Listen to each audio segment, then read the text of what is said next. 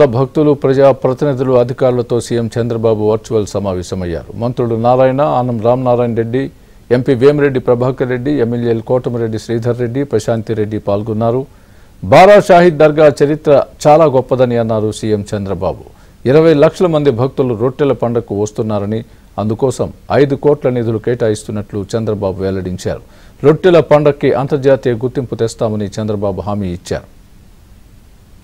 నాకు ధైర్యం ఉంది. మా ఎమ్మెల్యేలు, మా ఎంపీలు, మంత్రులు అందరం కలిసి కష్టపడతాం.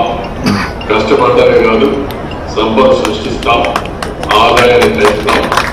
పెంచిన ఆదాయం ద్వారా మెరుగైన సంక్షేమ కార్యక్రమాలు మీకు అందించి అరువులందరినీ ఆదుకునే బాధ్యత తీసుకుంటాం.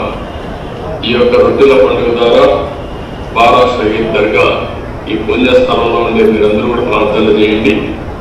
మళ్ళీ ఈ ఉత్సవం ఒక ఆంధ్రప్రదేశ్ కాకుండా, దేశానికి కాకుండా ఒక ఇంటర్నేషనల్ ఫెస్టివల్ గా తయారు కావాలని అందరం ప్రార్థిస్తాం. అది జరుగుతుందని చెప్పి మరొకసారి తెలియజేసుకుంటూ మీకు పూర్తిగా అండగా ఉంటానని చెప్పి మరొకసారి హామీ ఇస్తూ అందరికీ నమస్కారం.